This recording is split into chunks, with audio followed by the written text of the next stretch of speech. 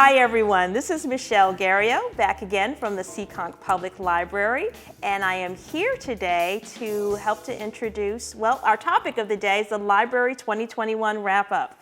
We have come to the end of the year, and as many of us do, we like to look back and see what have we done with the year. And today I'm very excited to not be alone, but I actually am bringing someone very special to the show. Our Associate Director, Debbie Clifton, actually has just finished her 1-year anniversary at the library, so she is sort of a new 2021 addition to the library here, and if you haven't had a chance to meet her, this is your opportunity. So thank you so much for coming today, Debbie. And you bet, Michelle. Braving the screen here as it is. But since many people may be still isolating because of what's going on with COVID, I thought you'd want to take a little time to introduce yourself. Tell us about your time in the library world. Sure. I've had a long and varied career in libraries. I got my start as a library page, shelving books. And, as did I. Yeah, oh, awesome. And it's an important job. And then moved up to library technician, which at our library, we call customer service. So circulation duties, I did that for a number of years. While going back to school, got my master's and became a reference librarian and worked as a reference librarian in all areas, in adult services, young adult, and some children's services. And a little IT on the side, and even a little digital repository work on the side while doing reference work. And I've worked mostly in public libraries, but I've done a couple of academic libraries. And most recently, before coming to Seekonk, I was at a military library. Excellent, so excellent. I've done just about everything in a library you can imagine. Excellent, that's wonderful. And you're from New England. But have all those libraries been in New England? Or no, I'm actually originally from Florida. Florida. But I lived on the South Shore for a long time. Okay, raised my family there. That's and so Old Colony Library Network is near and dear to my heart. Okay. But now Sales is my home. Excellent. Wonderful, wonderful. Thank you so much. You really had experience in all different aspects of library work, basically is what you're sharing. Yes. So yes, I have. That's amazing. And we're so glad to have you on board and all that experience with us this year. Thank you. And this is a really interesting time, of course, to join a library because we have been in the midst of COVID since you've been here. And it's actually even interesting for me because I'm looking at you. I feel like I'm still not 100% used to looking at your whole face, which is a thing that we've been involved in. So so you started in COVID. We're still managing COVID. Yeah. Can you share with us what that's been like and what it's meant for the library even? And I think we can look at a slide here as well. Sure. When I first started, December of last year, we were under 30-minute limitations. Masks were mandatory, which is why, and I still wear a mask at work. I just feel like it's the right thing to do for our staff and our patrons. Right. But at the time, they were mandatory. We had 6 feet social distancing was in place, which limited what you could do inside the building. So our children's room and our meeting room, they were blocked off to the public and had become staff spaces. And our programs, we could not have any in-person programs. And so as you know, they were either virtual, mostly on Zoom, or we had takeaways like Take and Make that families typically, or even adults, crafts, and some food programs. People could take home the kit and make those at home. And we had story times on the go, which were very popular and created during COVID times. Right. And whenever possible, we tried to get outside, of course, too. True. Enjoying the fresh air. Right. And as things started to lift, we were able to do some outside programming, like the concerts this past year with Bill Harley and Lainey Dion. And so now we find ourselves in a mix of having adapted what worked well that we want to keep and what do we want to bring back. One thing we're keeping is curbside delivery. That was very popular last winter, and it's still a service we provide.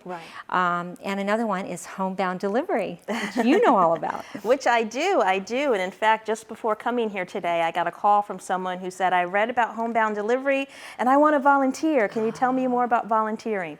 And it's a great thing to see people in the community wanting to reach out to others in the community. So our homebound delivery program has actually been in place for many years at the library, but as many of us find ourselves homebound, we wanted to make sure that we promoted it again. Yes. And so we have been trying to spread the word that if you are a Seekonk resident and you are permanently or temporarily homebound, just not able to access the library with no one else to access the library for you, then we are happy to help get materials to you thanks to our trained volunteers.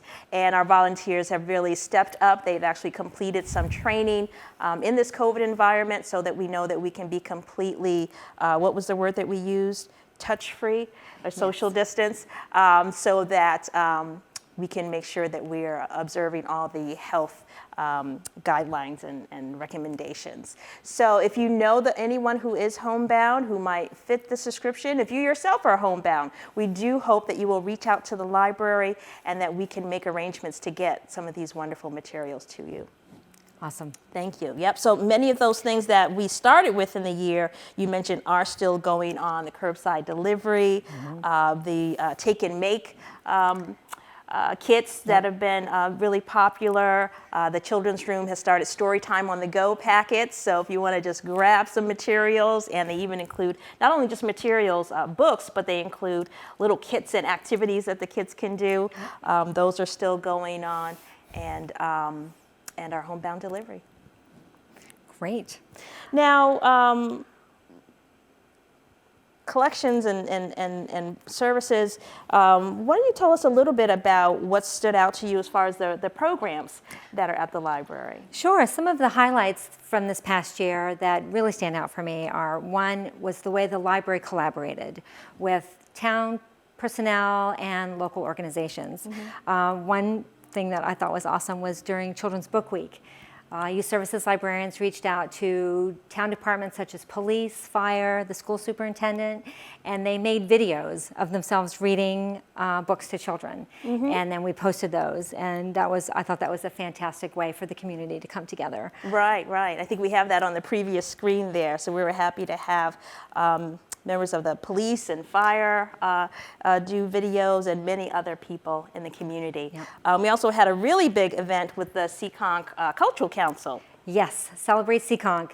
While it wasn't a library program per se, the library facilitated. We were absolutely the venue. Yes. It took place inside and on the meadows, and library staff stepped up and helped out in any way they could, and it was a lot of fun. It was a great day. It was a great day, and they really did a tremendous job reaching out to all the different segments of the community, from the kids who had their art exhibits to the seniors who had chair yoga outside or chair exercises outside, and really everyone in between. It was a really great time. And one of the projects that I was involved in is Operation Gratitude, and that was sort of a collaboration with everyone in Seekonk. Operation Gratitude has many different programs that they do to honor first responders and veterans, particularly the military and active military. And this year we invited the town of Seekonk to donate a little bit of their Halloween candy that was in excess this year, and we got lots of excess. We got, what was our total number? I think 130 pounds of candy. And we were really excited, again, partnering with basically everyone in the community who got that notice to help distribute that candy to our veterans at the Veterans Day Parade celebration, and then our first responders with police and fire, and also one of the local veterans' homes. So that really was a great time this year. Yes. And that was near and dear to my heart. I'm a veteran, so I really appreciated the fact that you reached out, Michelle, and you got that up and running. And, it's a great organization. So. Yeah, I mean, it was a wonderful first-time collaboration with them. And then, of course, the library had a lot of different programs that were kind of unique for the year, too. Yes, we did. In no particular order, the drive-up movie event was huge.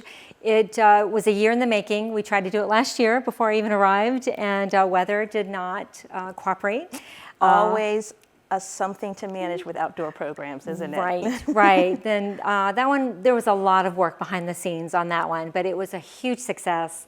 The families who attended loved it, and our library staff dressed up, and it was so much fun. It was a beautiful, beautiful night too. The third time's the charm. We look at that next slide, please.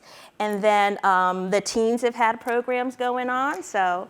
Yeah, all year long, and they have loved coming back into the library. So that was really nice for the teens to be able to come back in and meet up as a group.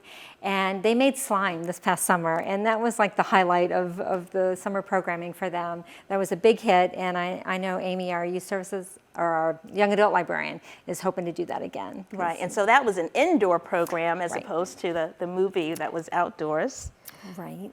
And then we had some pretty interesting things with adult services as well. We were really excited to sort of extend our partnership with Google with the whole Grow with Google series, which was really oriented towards helping our businesses, actually, which were so hard hit and continue to need to be dynamic and change. And it was a really great opportunity to have a professional marketing person actually do a series of virtual programs. So again, a whole other format that we're working with, but they did a complete series of us to help our small businesses just do whatever they can to reach customers right now. So it was a great time to work with them. And then, of course, we've had changes in our collections as well. So you actually have some things here to help show us. I did. I brought a few things. The library has always had juvenile graphic novels and young adult graphic novels, but we've never had adult graphic novels. So we now have a whole collection, and that's growing. And I only brought one to show. We have some of the traditional, like Walking Dead, but Janet Ivanovich, her Stephanie Plum series is very popular in just regular adult fiction. She also has graphic novels, so it's it's a fun. As kids grow out of the young adult graphic novel collection, they now have the adult ones to come and read. I enjoy that collection so much, and I actually do go to the kids' graphic novels actually quite a bit too, because it adds just a visual element. And as they say, a picture's worth 1,000 words. Right. You can get so much, and they transmit so much visually that you wouldn't necessarily get through the words. So I definitely recommend that collection area. Great. And then in children's, we've added foreign language fiction. So for some of them are bilingual, to where it has both, say, the Spanish and the English words in it, and then some are completely, you have to immerse yourself in the language.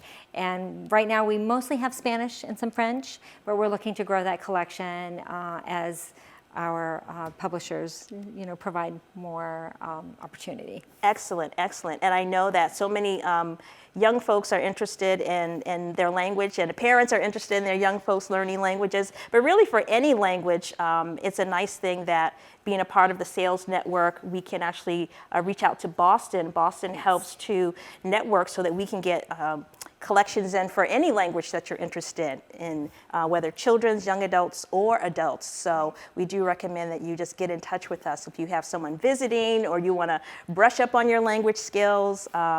We're happy to help connect you with that world language collection. Yes. And I know the thing that keeps showing up on the screen there is a new thing that we have. It's kind of a mix of new and old. One of the things that we've really grown a lot during this year is our Library of Things collection, which we've talked about here before. It's a way for you to borrow actual useful things beyond the print and the video and things that we're used to from the library. And really, one of the questions we've always had was, I hear you have these hotspots, which are fantastic. I need it for a specific day. I'm traveling on a specific day, and I don't know if I'll have internet service. Well, a hotspot is what you want. And so one of the things that was implemented sometime during this year was something we call KitKeeper, which is a way for you to go on our website and to specifically request an item from our Library of Things for a specific date. So this is a really exciting development. Just go right to our library's homepage and you'll see that button for KitKeeper, and then it'll bring you to the main page where you'll see we have, I think, 27 to 30 or more items now that you can borrow. So a lot of practical, good things available to you in the collection. And we're still going. Yep. We have some other fun things for the library. Do you want to talk about the craft swap? Absolutely. Well, this again, kind of a collaborative effort. Everything came from you, Seekonk. We put out the call to let people clean out their craft closet and bring those things in that would go to a new and welcome home. And we had a lot of things. I didn't weigh this one, but it was a lot of things that came in. As you can see, we had lots of yarn. We had lots of woodworking projects, lots of kits, really fantastic quality stuff that we were able to share. So again, that was another first for us this year, and had a lot of great feedback on that. Yep. And keeping the fun going, right now we have gift bags for our patrons to come in and take. The idea was, and you can also speak to this, Michelle, if you're gifting technology this year, say an iPad, a laptop, Chromebook, whatever, the library has a ton of resources online for you to choose from. Exactly. And so this bag will hold up to a laptop, and we have tissue paper in there, and we have information about the library online resources. Right, and it's wrapped up nicely with the bow. The other thing is that information sheet about library resources does tell you that, this is a gift bag to use for whatever you want, and really whatever you're doing, there's probably something the library can do to supplement your gift. So if you're a book lover, you got to know about our ebooks. If you are a language lover, you got to know about Mango, free language learning online. If you are a brainiac and you like to exercise your brain, you got to know about Brain HQ. So there's so many different services that could be fun little add-ons that you can pass on to folks as you give your holiday gifts out this season. So that was really fun. That was really fun. There's another special little treat. If you come into the building right now, we have some library elves at work. So a lot of folks have been enjoying that display, and we welcome you to come in and enjoy that as well. And of course, we're not done. The library isn't ending. Right, we're not going anywhere. We're not going anywhere. We have lots of great things, and we look forward to coming back to you maybe next month and sharing about our winter reading program. Yes. Particularly for adults, we had so much fun this summer doing a summer reading program that we said, all right, we're going to join you again in youth services, and we will be doing that for the winter, having lots of fun gifts and incentives for you to continue reading. We have a lot to share. There's always something going on. Really, if you have any questions about any of these things that we've mentioned, we welcome you to contact us online, through email, or of course just walking into the building. We'd love to see you there. Thank you so much, and we look forward to seeing you soon. And happy holidays.